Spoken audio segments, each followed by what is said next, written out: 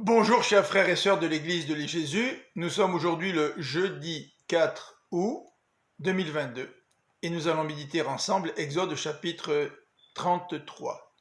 Dans les versets 1 à 11, l'intercession de Moïse pour que l'Éternel pardonne le peuple n'a pas encore conduit Dieu à se réconcilier avec lui. L'Éternel ne veut plus marcher au milieu d'Israël, car ce dernier est rebelle. Après l'épisode du veau d'or, le peuple continue à porter des parures d'idolâtres. Il décide de s'en départir, ce qui représente un premier signe de repentance. Dans ce contexte, Moïse continue sa médiation entre l'Éternel et Israël, dans les versets 7 à 11. Le verset 7 nous apprend qu'un individu pouvait consulter l'Éternel. Dans ce cas-là, il devait sortir du camp pour se rendre à la tente de la rencontre qui se trouvait à l'extérieur du campement.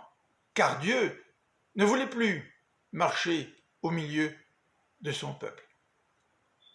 Cette médiation va permettre à Moïse de développer une intimité avec Dieu, une intimité comparable à celle d'un homme avec son ami. À la lecture de ces quelques versets, nous pouvons nous poser la question suivante. Quelle est notre relation avec Dieu? Quelle est ma relation avec Dieu? Est-elle un exemple pour ceux qui m'entourent? Comme l'était la relation de Moïse avec l'Éternel aux yeux du peuple d'Israël. Dans les versets 12 à 23, nous voyons que dans son intercession, Moïse va constamment ramener la question de l'appartenance d'Israël à l'Éternel. Il désire que ce dernier accompagne le peuple. L'Éternel finit par accepter. Et Moïse va plus loin. Il va jusqu'à demander à Dieu une faveur, celle de voir sa gloire. Et Dieu va accéder à son désir.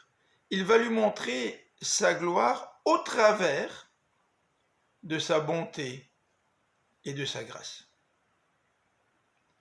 Jean nous rappelle dans le premier chapitre de son évangile que nous avons contemplé en Jésus-Christ la gloire de Dieu. Quel privilège nous avons, chrétiens de la Nouvelle Alliance, de pouvoir, au travers de Jésus-Christ, contempler la grandeur de la gloire de Dieu. Je vous souhaite une bonne fin de journée, que le Seigneur vous bénisse. À demain.